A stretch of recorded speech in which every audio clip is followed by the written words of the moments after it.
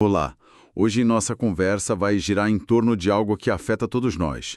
Como a gente lida com sorte, habilidade e o por acaso, né? Temos aqui uns trechos de Iludidos pelo Acaso, do Nassim Nicholas Taleb. É um ensaio bem pessoal, onde ele investiga como muitas vezes a gente é enganado pela aleatoriedade no dia a dia. Isso. A ideia é meio que desvendar umas intuições nossas que, olha, muitas vezes pregam peças na gente sobre sucesso, fracasso, probabilidade, tudo com base nas reflexões dele que são bem provocadoras. Parece que um convite central do texto é para a gente cultivar uma certa insegurança intelectual, uma humildade sobre o que a gente realmente sabe. Vamos tentar entender isso melhor. É um ótimo ponto de partida, porque essas passagens, elas nos colocam bem de frente com um conflito, eu diria, fundamental. De um lado, tá essa nossa necessidade de quase estética de achar explicações arrumadinhas, sabe? Para tudo que acontece. Aham, claro. E do outro, a realidade, que muitas vezes é caótica, imprevisível, dominada pelo acaso mesmo. Taleb usa uma expressão ótima: sorte disfarçada como competência. Boa essa. E ele apresenta a figura do idiota sortudo. Aquela pessoa que, assim, colhe uns frutos enormes da sorte, mas jura de pé junto que foi tudo mérito dela. Total. Essa confusão entre sorte e habilidade parece ser o fio condutor inicial, né? Os mercados financeiros aparecem bastante ali. Sim, aparecem. Mas é mais com um laboratório para essas ideias sobre aleatoriedade, né? Não é o foco principal, pelo que entendi. Exato, é um campo fértil para isso, onde a sorte tem um papel gigante, mas muita gente acha que entende perfeitamente o jogo. Pois é. E essa dificuldade em separar o que é sorte do que é competência, ou o acaso do determinismo, isso é a base de muita coisa que ele discute. O material até menciona um quadro de confusão para ajudar a gente a visualizar essas distinções. Ah, interessante. O problema é que a gente é mestre em criar narrativas depois que as coisas acontecem, sabe? Olhamos para trás e falamos: ah, a economia melhorou por causa daquele corte de juros. Ou então, nossa, a empresa decolou depois que o novo CEO chegou. Fazemos isso o tempo todo. É quase como, sei lá, nossos ancestrais que talvez vissem uma conexão entre coçar o nariz e chover. Meio assim. Entendi. E tem uma armadilha lógica que ele aponta que achei bem interessante, a tal afirmação do consequente. Sim. Se a gente parte do princípio que certas qualidades, tipo inteligência, trabalho duro, levam ao sucesso, isso não quer dizer que toda pessoa de sucesso automaticamente tem essas qualidades, certo? Parece óbvio falando assim, mas a gente cai nessa direto. Perfeito. É um erro lógico clássico. E isso se conecta muito com a forma como o nosso cérebro processa as informações, talvez usando aqueles dois sistemas de raciocínio que alguns psicólogos descrevem. Certo. Mesmo gente muito inteligente pode cair nessas armadilhas. Por isso que ele critica, e critica forte, aqueles livros que só analisam os traços dos milionários, os que sobreviveram, né? Tipo, O Milionário Mora ao Lado. Ah, sei quais são. Eles esquecem completamente de olhar para a multidão de gente que também era, sei lá, persistente, trabalhadora, assumiu riscos e fracassou. Essas qualidades são, sim, muitas vezes necessárias, mas, olha, estão longe de ser suficientes. Entendi. Assumir riscos, por exemplo. Isso te coloca tanto no caminho do sucesso estrondoso, quanto no da ruína completa. É uma faca de dois gumes. Totalmente. E aí a conversa começa a ficar ainda mais profunda, eu diria, com a questão da indução e a famosa metáfora do cisne negro. Exatamente. Os signos atratos. Isso. Quer dizer, a ideia de que ver milhares, milhões de cisnes brancos não prova, de jeito nenhum, que todos são brancos. Basta um único cisne negro, que, aliás, existe mesmo, para derrubar a teoria inteira. Isso vem lá de trás, né? Hume, Popper. Exatamente. David Hume, Karl Popper. E essa assimetria, essa diferença é fundamental para a gente entender risco. O passado, por mais longo que seja, nunca nos dá certeza absoluta sobre o futuro. E especialmente quando se trata desses eventos raros, mas com impacto gigantesco, os tais cisnes negros.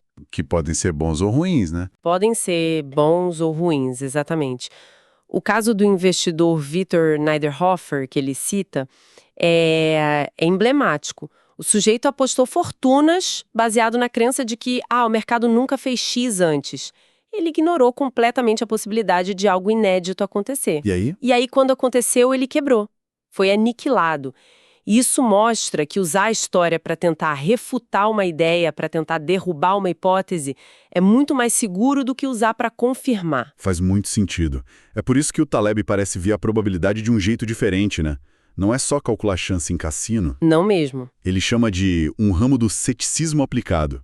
É quase uma filosofia, uma postura de aceitar a incerteza do nosso conhecimento. Aquela história do Solon e Creso, mesmo sendo lenda, captura isso muito bem. Sim, a história é ótima. Creso, o rei super rico, pergunta para o sábio Solon quem é o homem mais feliz do mundo, esperando ouvir o próprio nome. E o Solon diz que só dá para saber no fim da vida da pessoa. Anos depois, Creso está lá prestes a morrer na fogueira e aí a ficha cai. Pois é. Conte nenhum homem feliz até que ele esteja morto. Exato. A vida dá muitas voltas. Como diria o Yogi Berra, o jogo só acaba quando termina. O passado não garante nada. E o interessante é como isso conversa com a visão do Popper sobre ciência também. Uma teoria científica nunca é provada 100% verdadeira para sempre. Ela só é fortalecida por testes que falham em derrubá-la.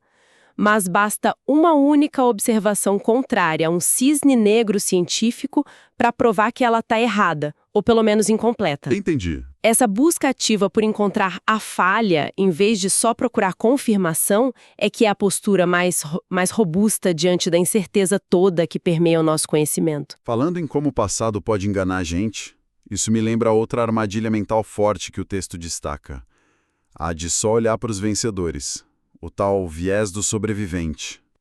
Fundamental. Nossa visão fica totalmente distorcida, porque a gente ignora a imensa maioria que não chegou lá. A gente olha para o astro do rock, para o bilionário da tecnologia. Isso. E esquece da média dos músicos, dos empreendedores, que muitas vezes é bem mais modesta, né? O exemplo de Mark e Janet no texto é perfeito para ilustrar isso no nível pessoal, assim, do dia a dia. O Mark ganha $500 mil por ano objetivamente, um sucesso financeiro. Sim, nada mal. Mas eles se sentem pobres. Por quê? Porque eles moram na Park Avenue, em Nova York, rodeados por gente ainda mais rica. Os super sobreviventes, digamos assim, do mundo corporativo e financeiro. Entendi. O grupo de comparação deles é fora da curva. Totalmente. Os milhares que tentaram chegar ali e não conseguiram, esses simplesmente não fazem parte do círculo social deles, são invisíveis. Essa comparação com um grupo tão seleto gera uma insatisfação tremenda. É como ele diz, quando você fica rico, se muda para um bairro rico, aí fica pobre de novo. Que frase! E essa ideia da invisibilidade dos perdedores é forte mesmo. O texto usa também a analogia da roleta russa, mas de um jeito diferente, né? Sim, não é a roleta russa comum. Diz que a realidade não é um revólver com 6 balas, onde o perigo é meio óbvio. É mais como um revólver com milhares de câmeras. A bala fatal, o evento raro e devastador quase nunca sai. Isso nos dá uma sensação de segurança que pode ser totalmente falsa. A gente vê gente ganhando dinheiro com certas estratégias, mas não vê o processador por trás, os riscos escondidos e a multidão que perdeu jogando o mesmo jogo. Exatamente. Essa invisibilidade, combinada com o foco nos heróis que venceram, molda tudo.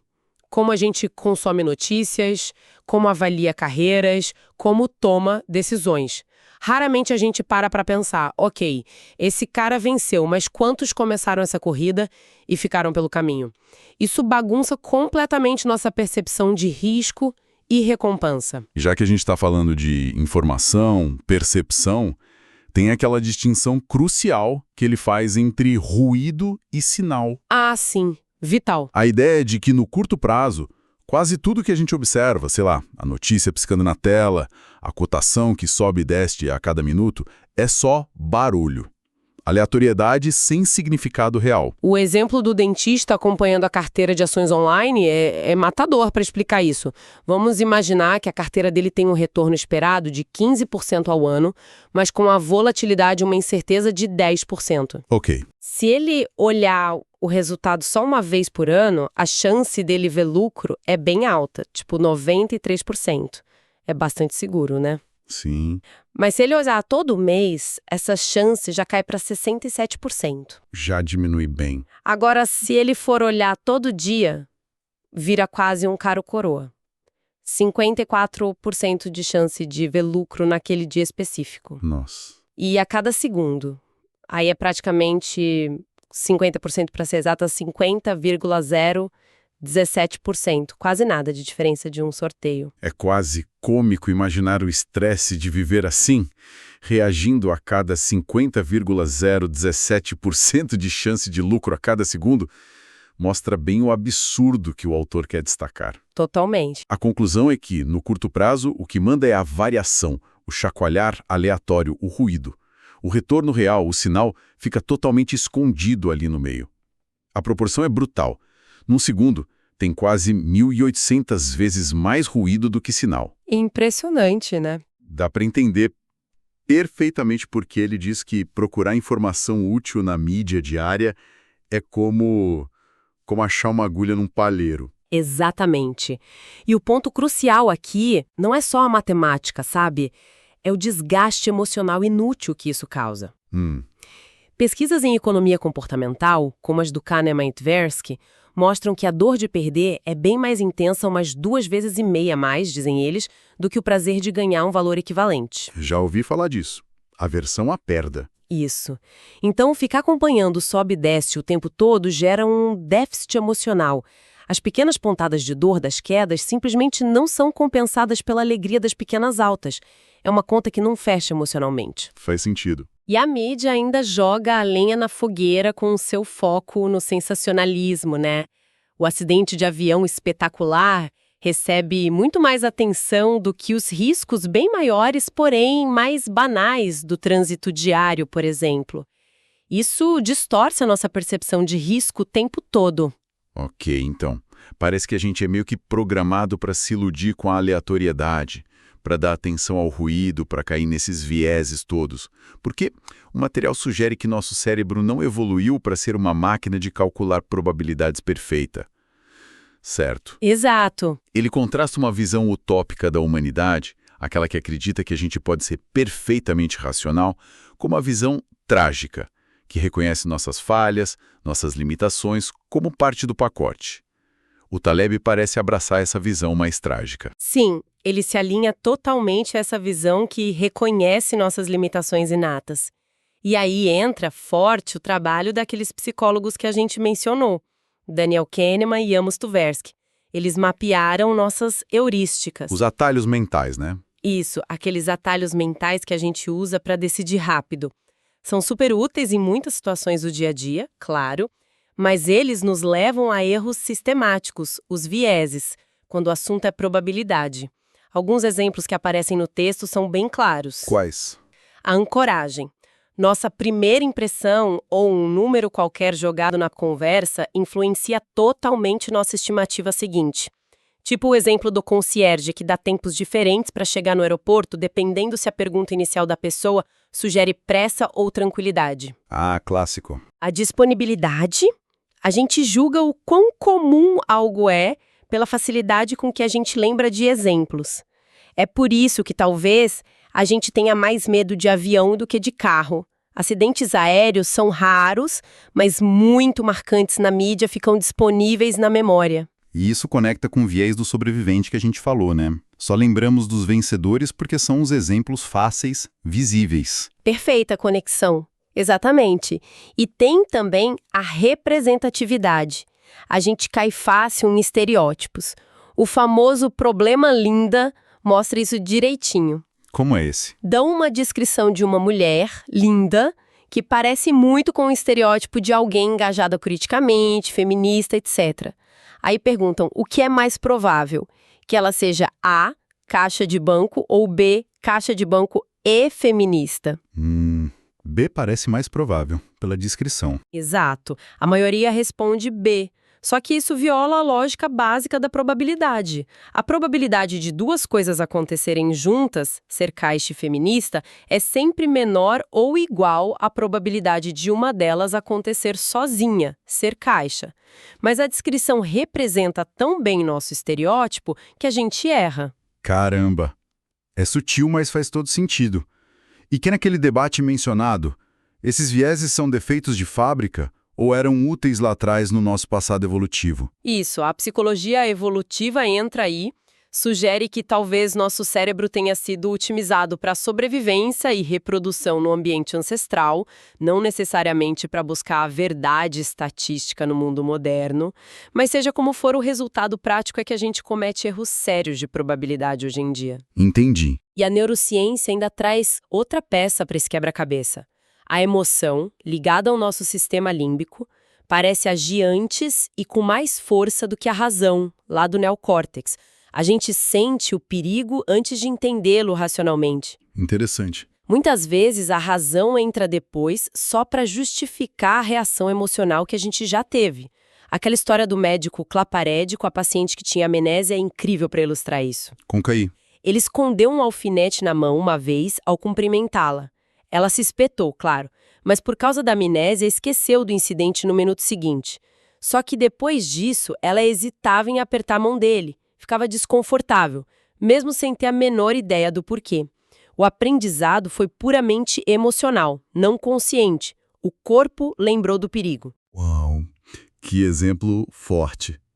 Então, se a nossa programação é tão falha, digamos assim, para lidar com a incerteza moderna, o que resta fazer? O autor parece ter um respeito grande por alguns filósofos, né? Como Montaigne, que aceitava melhor a incerteza, e pelos estoicos. Sim, muito respeito. O estoicismo, como ele apresenta, não é aquela caricatura de engolir o choro, de reprimir a emoção. É mais uma filosofia prática, de focar naquilo que a gente realmente pode controlar. Que seriam? Nossas intenções, nossas ações, nossa reação digna aos eventos. O resultado final, que muitas vezes é influenciado pelo acaso, fica em segundo plano. A virtude está no processo, na maneira como a gente age e enfrenta as coisas, como integridade. Aquele poema do Cavafis sobre o general Antônio, derrotado, é um chamado a encarar a adversidade com nobreza, sem se iludir ou ficar reclamando, preservando a dignidade interior. Entendi. Uma postura mais interna, né? Exato. E o próprio Taleb adota uma tática bem pragmática, que ele chama de cera nos ouvidos, inspirado lá na Odisseia. Sim, adoro essa parte. Odisseu se amarrou no mastro para poder ouvir o canto da sereia sem pular no mar, e a tripulação tapou os ouvidos com cera. Taleb basicamente diz: olha, eu não sou tão forte assim para resistir ao canto da sereia do ruído, às notícias financeiras piscando, às opiniões vazias na TV, às críticas que eu não pedi. Então o que ele faz? Ele simplesmente evita essas informações o máximo que pode. Ele até conta um truque de desligar o som da TV no escritório para ver os comentaristas gesticulando e eles parecerem só ridículos. Sabe, tira o peso emocional da coisa. É uma estratégia bem pé no chão, né? Reconhecer a própria fraqueza e criar mecanismos de defesa. Outra ferramenta mental que ele menciona, e eu acho super útil, é a régua de Wittgenstein. Régua de Wittgenstein, como funciona? A lógica é simples. A menos que você saiba com muita certeza que a fonte de uma opinião ou julgamento é extremamente qualificada e confiável naquele assunto específico, preste mais atenção no que aquela opinião diz sobre quem está opinando do que sobre o assunto em si. Interessante. Ajuda a filtrar uma enxurrada de barulho, desde comentários anônimos na internet até, como ele cita, a dificuldade que um júri leigo teve para avaliar uma prova estatística super complexa no caso O.J. Simpson. A régua mede quem está medindo, entende? Não necessariamente o objeto medido. Peguei. É um filtro de credibilidade, basicamente. E acho legal ele admitir as próprias superstições, tipo usar uma gravata específica em dia que ele acha que deu sorte no mercado. Sim. Mostra que a ideia não é virar um robô totalmente racional, né? O que talvez nem seja possível, nem desejável. É mais sobre ter consciência das nossas tendências, usar uns truques para não ser totalmente dominado por elas e, no fim, aceitar nossa humanidade com suas falhas e emoções. Exato. É gerenciar, não eliminar. Então tá, se a gente pudesse resumir essa nossa jornada por essas ideias todas, a mensagem principal seria: cuidado, a aleatoriedade nos engana muito fácil. A gente valoriza demais a habilidade onde a sorte reina ignora o impacto de eventos raros e nosso próprio cérebro tem uns vieses aí que atrapalham a nossa visão de risco, de probabilidade. Uhum. Aquela insegurança intelectual que a gente falou no começo parece ser uma postura essencial, né? Ter humildade sobre o quanto a gente realmente sabe. Certo. Mas e aí? Qual o impacto prático disso tudo na vida? Olha, o impacto é, primeiro, reconhecer onde o acaso realmente manda no jogo, especialmente em áreas com muita variação de resultados, tipo finanças, carreiras criativas, até mesmo na saúde, às vezes. Depois é adotar o ceticismo, mas não como pessimismo, e sim como uma ferramenta ativa. Lembra da ideia do Popper? Tentar desafiar nossas crenças, procurar onde elas podem estar erradas, não só ficar buscando confirmação. Certo, uma postura mais crítica. E, na prática, usar estratégias conscientes. Pode ser a disciplina histórica de focar na integridade das suas ações, não no resultado que o acaso pode trazer. Ou pode ser a tática mais terrena, digamos assim, da cera nos ouvidos do Taleb, para proteger sua mente do bombardeio de informação inútil e emocionalmente desgastante. Faz sentido. Então, se a estratégia é meio que se defender do ruído, focar no controlável, será que a gente não perde algo ao tentar controlar tudo demais? O próprio material parece dar uma cutucada aí no final, não é? Sobre talvez aceitar ou até buscar um certo nível de imprevisibilidade na vida. Exato. É uma provocação bem interessante que fica no ar. Há uma sugestão sutil ali de que talvez um pouco de aleatoriedade, de imprevisibilidade, possa até ser benéfico. Ele contrasta a rigidez do executivo, todo estressado com o horário fixo do trem, com a liberdade de quem pega o metrô sem se prender tanto a horários. Ou menciona aquele paradoxo do burro de Buridão, que morre de fome entre dois montes de feno idênticos porque não consegue escolher racionalmente qual é o melhor. Qual a solução para o burro não morrer? Um elemento aleatório para quebrar o impasse, para ele simplesmente ir para um lado. Que curioso. A pergunta que fica é essa: será que, ao tentar otimizar e controlar cada detalhe da nossa vida, a gente não acaba se tornando mais frágil, mais quebradiço? Será que introduzir deliberadamente pequenas doses de acaso, de não planejamento, de espaço para o inesperado, será que isso não poderia paradoxalmente nos deixar mais adaptáveis, mais resilientes e talvez até mais satisfeitos? Uma ótima questão, para a gente ficar pensando. Aceitar um pouco do caos para viver melhor. Fica aí a reflexão.